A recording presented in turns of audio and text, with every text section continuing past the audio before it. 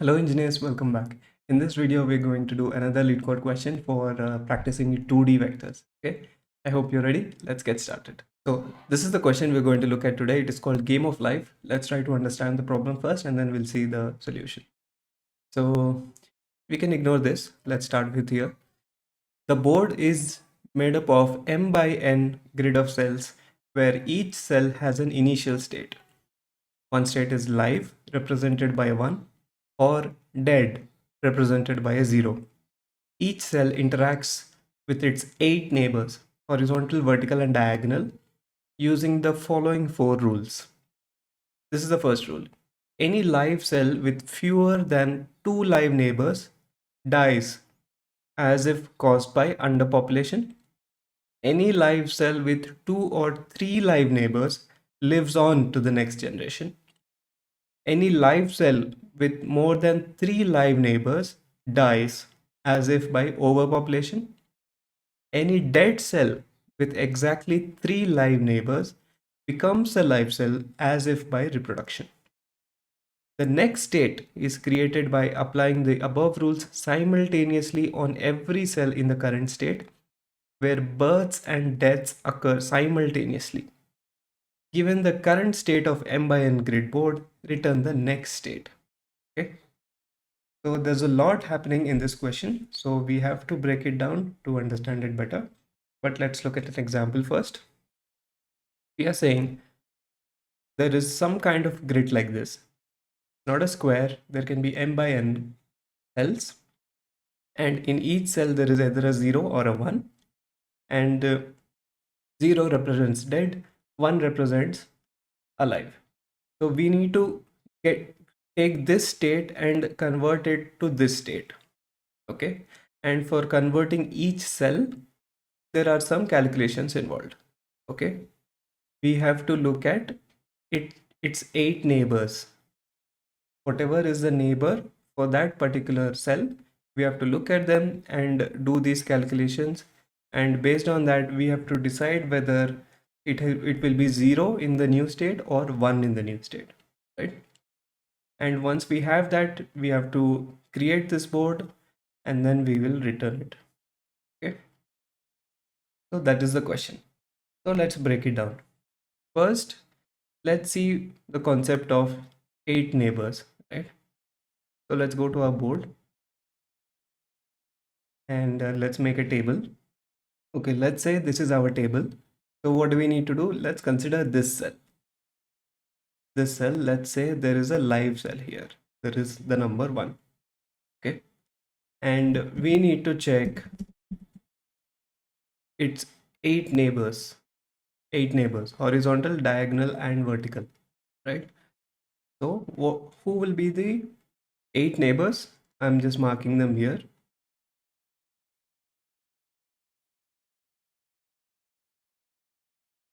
Okay, so the x's represent the neighbors of this cell. The cell we are looking at is 2 comma 3. That's the index of the cell. And then there are 8 neighbors, right? And the question says, if it is a live cell, for it to survive to the next generation, for it to live on to the next generation, it needs to have 2 or 3 live neighbors. 2 or 3 live neighbors. If it is fewer than 2, it dies. If it is more than 3, it dies. Only 2 or 3. So somehow we need to get how many neighbors are there for this. So this will be our task. Get sum of neighbors.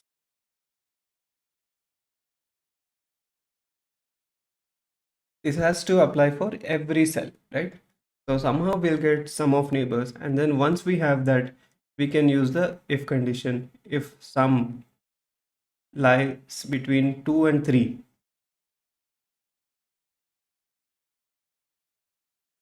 then it lives on. Then the value will be 1. Otherwise, it does not live on, then the value will become 0. Okay, that is the logic. So let's see. So first we need to build the sum of neighbors and then we can apply this condition. So to get the sum of neighbors, we need to get into this inner square, right? So how do we get this inner square? So let's see. If I am here, what are my boundaries of the square? This is the first boundary, which is 1 comma 2. This is the second boundary, which is 1 comma 4. This is the third boundary, 3 comma 2. And this is the fourth boundary, 3 comma 4. Okay, so how do we get this? So first, whenever we are dealing with 2D vectors, right, first we iterate through the rows, and within each row we iterate through the columns, right? Columns. So we need to get the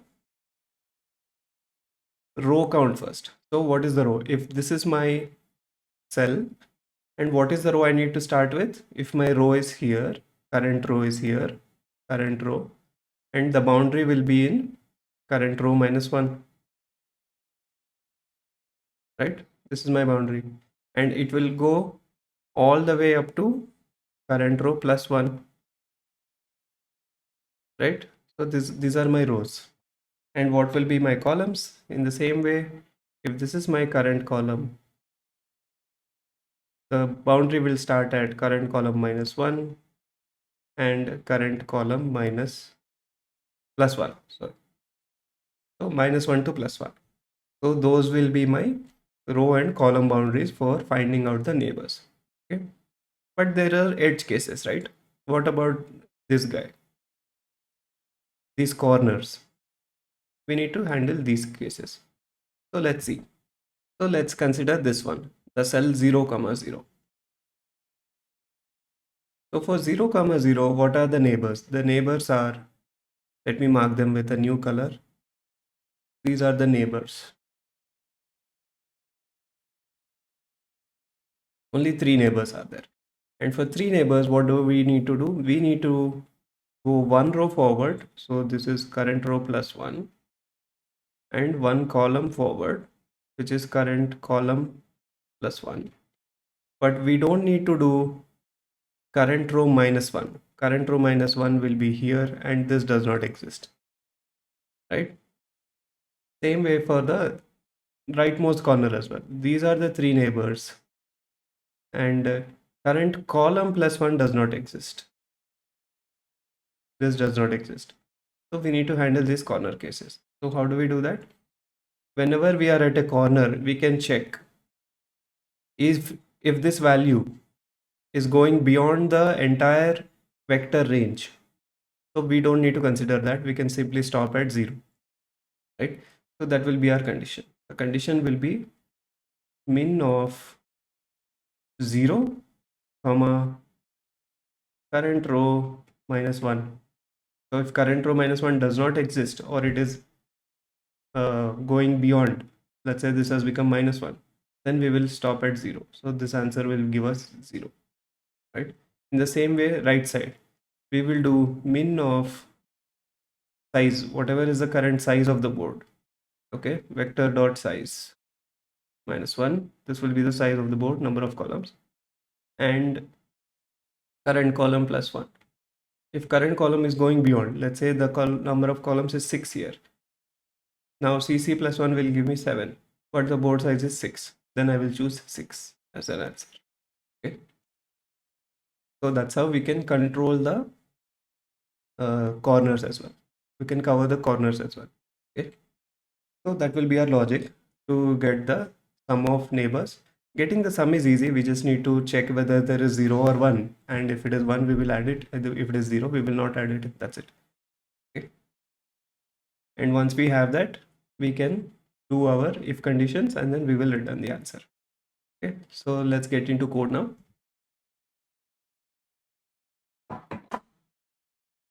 So first we need to iterate over the vector. For int I equal to 0, I less than o dot size I plus plus. For int j equal to 0, j less than code of 0, code of I, sorry, dot size j plus plus, and this will be the element, right? Int element will be code of I and j. This is what we will pass to our function where we will get the sum. So int sum equals get sum of neighbors, and we will pass in our board and we will pass in our element. Okay, so let's write that function. It will return an int, the total sum, and the name of the function is get sum of neighbors. This will take the entire board by address, and it will also take the element. Not the element, we need to actually pass in the indexes. So we need to pass in I comma j here. That's what we'll be working with. So int row and int column. We need to know which row and column we are working with. For example, if we are passing this element, we need to know that it is 2 comma 3. And this function will check all the neighbors, calculate the total and return the total. Okay. For this, let's start building our boundary conditions. Let's say my simple boundary condition is row plus 1 minus 1, column plus 1 minus 1. For int I equals current row minus 1, and it will go all the way up to I less than equal to current row plus 1, I plus plus. And for column, int j equal to column minus 1 and j less than equal to column plus 1, j plus plus, right? So these are my boundary conditions for the normal case, but we also need to handle the corners. So we will simply do like this. Min of 0 comma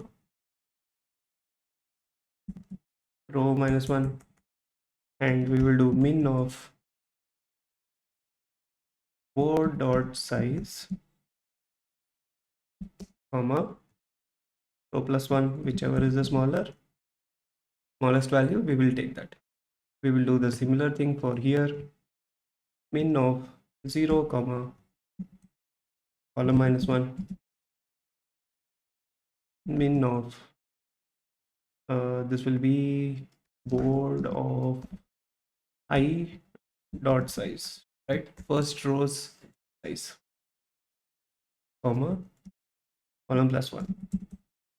Okay, these are my boundary conditions. Now what do I need to do? I need to keep track of the sum, so I will declare a sum here, sum equal to 0, and we will simply say sum plus equals board of I j. So if there is a value 1 in the element, it will get added to sum, and we can simply return sum, right? So this will be the logic for getting sum of neighbors. Now once we have that sum, we need to maintain that new state somewhere, right? We need to maintain that new state somewhere. For that, I will create a new vector. So I will create a new board for keeping the new state. So we will call it board 2. So let's create a new board. And we can call it board 2. We need to initialize it. Let's initialize it with zeros. So for that, let's get the number of rows. Rows will be board dot size, the number of rows, and columns will be any rows size, right? I can say 0 first rows size. So those will be the number of columns. So I can use this to initialize. So I can say there will be these many rows and there will be these many columns, and each column you can initialize with 0. Okay. Now I have a new board where I can put data. Now I have the sum. So what will be the logic? The logic will be if the element is alive, I need a new logic. If element is alive, then I need to check these conditions, right? If it is alive, I require two or three neighbors. Okay, otherwise it dies. So if sum is greater than equal to 2 and sum is less than equal to 3, it survives. So in board 2, the same element will survive. Otherwise, it will be dead. We don't need to take this condition because we have already initialized everything with 0. No problem. And if element is currently dead, what do we need to do? Any dead cell with exactly 3 neighbors becomes a live cell. So if sum equal to 3, exactly 3, then it will survive. Do this. Otherwise, it remains dead. Okay. So that will be my condition to fill the new board. Now, we are not returning anything. You can see here. So we need to copy all the elements from board 1 to board 2. So let's do that. For int I equal to 0, I less than board dot size I plus plus. For int j equal to 0, j less than board of I dot size j plus plus. So board of ij will get value from board of 2 ij. So we have copied the new state into the current board, and the compiler can check the current board and determine if it's the right answer. Okay. And here we have missed one case, sum of neighbors. So we are adding we are adding the neighbors, but we don't need to consider the main cell, right? For example, if we are here, we don't need to add this one. Since we are iterating through this inner square, we need to leave this square, right? We only need to get the neighbors. So that is one condition we need to add here. So that condition will be if, what is that? The condition will be if I equal to the given row and j equal to the given column. So whatever has come into the function input, that will be my cell, right? This will be my cell. If row is 2, column is 3, then I know that I'm in the current cell. I don't need to take this. So I can simply do continue. Continue will go to the next iteration. Okay. And the remaining sum is here. We are returning the sum. We are calculating the neighbor sum for each element and putting them in board 2. And then we are copying every element from board 2 into board 1. Okay. Let's run and see. I hope we have done everything right. So, okay, there are a couple of small mistakes. First thing is we need to take care of this min. I think the min is having an issue with board dot size. It is not able to evaluate. So let's take this separately. Let's call it rows equal to board dot size. We will evaluate it and keep it separately. And columns will be any row, right? Board of zero dot size. So we can use this logic. So we can say this is rows, and we can use this one, columns. Okay. Another logic is we use min here, but it is actually max, right? So we are saying min of 0 and -1, which is -1 actually, but we don't need -1, we need 0. So this is actually max. Sorry about that. So this is max of 0 comma 1, 0 comma -1, and max of these two will give me 0. So this is another small correction. So for these two cases, this will be max, and that's it.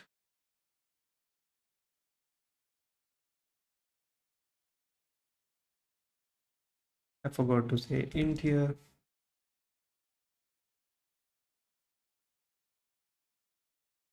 Oh, I think the mistake is here. We are taking board dot size, but we need to take board dot size -1, right? Because the number of rows will be size -1. Similarly for columns.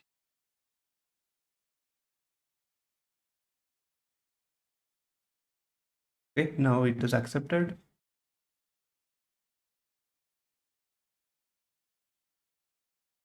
And our solution is accepted. Okay, so the main logic was in building this sum of neighbors and calculating the boundary conditions. So if that is done, the remaining piece was simple. So what will be the time and space complexity here? So the time complexity is, let's analyze. So we started here and we are iterating through this board. So this will be m by n. This will be m by n. And for each element, we are doing this calculation. So inside this, what is happening? We are going through the 8 neighbors, right? So this loop will happen and the number of operations is always 8, maximum of 8, right? So this will be O of m by n into 8. So that is the time complexity of this loop, this nested loop. And then we are copying the whole thing. So this will be again O of m by n, because we are iterating through the board one more time. So overall time complexity will be O of m by n into 8 plus O of m by n, right? So we can say 8 times m by n plus 1 m by n. So this will become 9 times of O of m by n, and this is 9 times. And then since we don't include constants, we can remove this. So the overall time complexity will safely become O of m by n. Okay, so that will be the time complexity. What about space complexity? Space complexity is simply the entire board. We are taking a new board and then we are copying the new state. Not copying, we are building the new state and then we are copying the new state into the old board, right? So whatever is the board size will become the space complexity. So this is time, and space will also be O of m by n. Okay, so since we are practicing just 2D vectors, I have done it this way. There is also a way to reduce the space complexity.